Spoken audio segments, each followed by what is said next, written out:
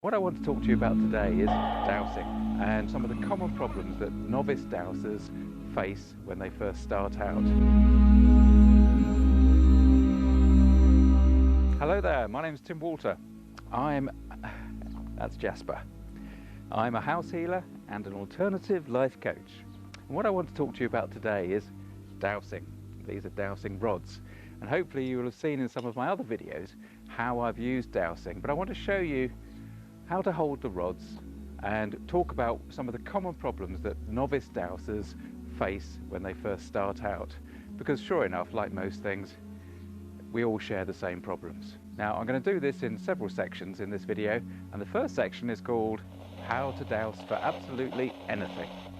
Now typically, of course, most people come across dowsing when they hear about people looking for water. There are various tools to use. I like the rods. I like to use these simple L rods, and you can make your own from wire coat hangers in that sort of shape. I use dowsing almost daily in my job as a house healer, and what I do is I work from home here in the Yorkshire Dales in England, but I can work on any property anywhere in the world. All I need is a basic floor plan with which to focus my awareness and basically tune into that site.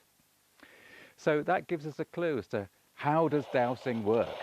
Well, we don't know for sure, but it seems most likely that it is actually a subconscious process. Now, a lot of people, of course, dismiss dowsing, and actually it's the very term that a lot of these critics use to dismiss it that actually I think is how it works. Critics that work from a scientific method say, well, you're not dowsing, you're making that move. But the key to a good dowser is actually removing themselves from the awareness of rods moving and allowing the subconscious to actually take over. Now, the subconscious muscular movements are called the ideomotor effect. I believe that's how it's pronounced. I believe it's id from the psyche, motor obviously to do with the muscular movement of the body.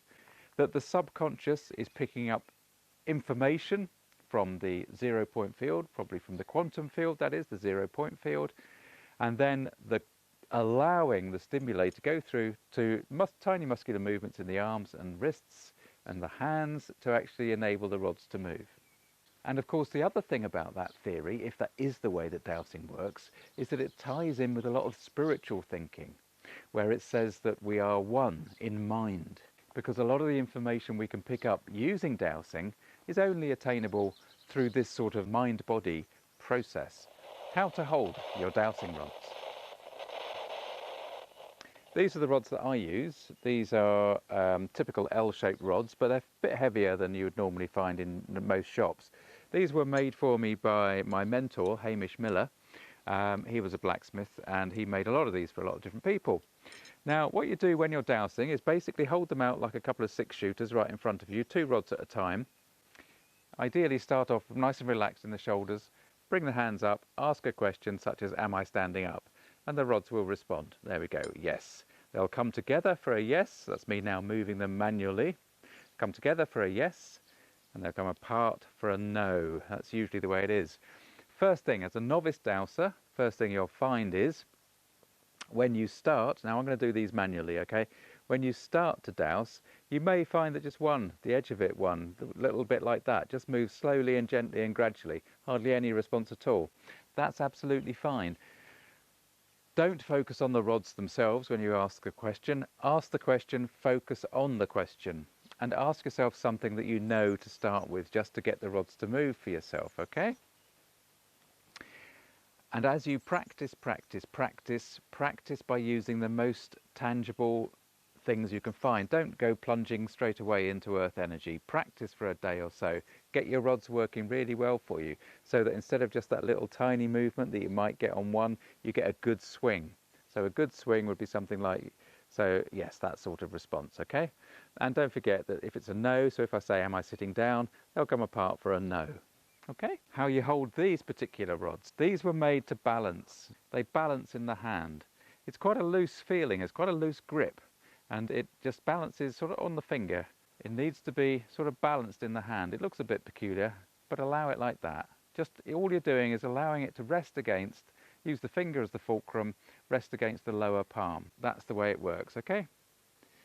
That's the way you want. That is quite loose, quite able to swing.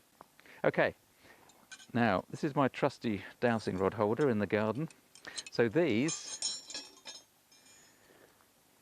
are more like the normal standard sort of rods that you're going to find in a shop.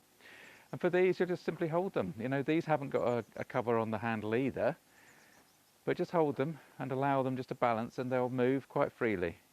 You want to allow them to move freely. If it's windy, they will move against the wind. If you've got some that actually have like a sheath around them, so they're like in little handles, they will be very, very twitchy. They will really respond very quickly. And what you need to be careful of with those, you've got to start with them nice and still before you ask your question, because otherwise they're just kind of, you know, collapsing rather than being focused, intentional move. Personally, I don't like those particular rods, but there you go, it's personal taste. And the real thing about this is that you want to ideally try some different weights out. These are really quite nice because these are a good average weight. So these are rods that I use for beginners. They're not too long. You can get some that are extendable, which are quite handy, so you can slip them in your pocket, because that's the real problem with dowsing rods, is how to carry them. And really, that's the biggest problem that you have with dowsing, how to carry the rods. I was always taught to keep my dowsing rods parallel with the ground, parallel with each other and parallel with the ground. Now I see that some people are teaching that actually they should be a little bit leaning down like this. But I still personally like to keep them level with the ground. Dowsing, do's and don'ts. Now, you might call me a little bit negative, but I'm going to start with the don'ts. And the first thing is, if you can't get the rods to move straight away, don't panic and don't give up. It took me 3 days of trying to actually get the rods to move, and that actually is quite exceptionally long time. Practice, as I've said before, and start with the more physical things, and start with things that you even know the answers to, just to get the feeling for the rods. Ask somebody to hide things for you, then go and find them. Don't make it difficult, know roughly where it is, pop a little something under a rug. You know what you're looking for. This is the way that you learn, and this is the way you become friends with your rods. Once you've been doing it for a little while and you think it's all great and you're off and it's all lovely, you'll suddenly find that you start to get the wrong answers. Things just aren't going as well as they did to start with. Why is that? It happens to nearly everybody. And what actually happens is, as you open up this doorway into your subconscious actually wants to test you. It actually wants to verify that you're committed to this. It's a strange way of putting it, but it is like the universe saying, okay, this is your desired way of accessing your intuition. Let's see whether you're really committed to it. And so what that means is that you actually need to then spend a little bit of time really understanding what's going on. And the only way to do that really is to actually experience it and then work your way through that phase. It doesn't last for long. The big thing is, around this phase, is you'll start to ask the same question twice. Never, ever, ever do that. Because what happens is, inevitably, when you ask the same question twice in exactly the same way, with exactly the same thinking process, you get the opposite reaction. If you get a yes to start with, you get a no the second time round. It happens all the time. Now, I have a theory about why that might be, but I'm not going to share it here. I'll share it in another video at some stage in the future. Now, some things that you should do, some do's. We've done the don'ts, now we've got the do's. Do practice. Practice, practice, practice, practice. Practice with different types of dowsing. Practice a little bit of map dowsing, a little bit of remote viewing with your dowsing. Practice a little bit of spiritual dowsing if you want to. We discussed that in other videos. Practice with timing. Practice asking questions. Practice asking questions of what might happen in the future. Those are tricky. Practice finding things. But above all, just come back to the type of dowsing that you feel most comfortable with. Practice finding water, for example. Practice with earth energy. If you're with somebody else, they can verify your results as near as damn it, although you're living in your own subjective realities. Be aware of that. But the key thing is here with dowsing is that you have to allow your mindset to change. You need to be in the meditative mindset. So your brain needs to actually change frequencies to allow the intuitive side to come across.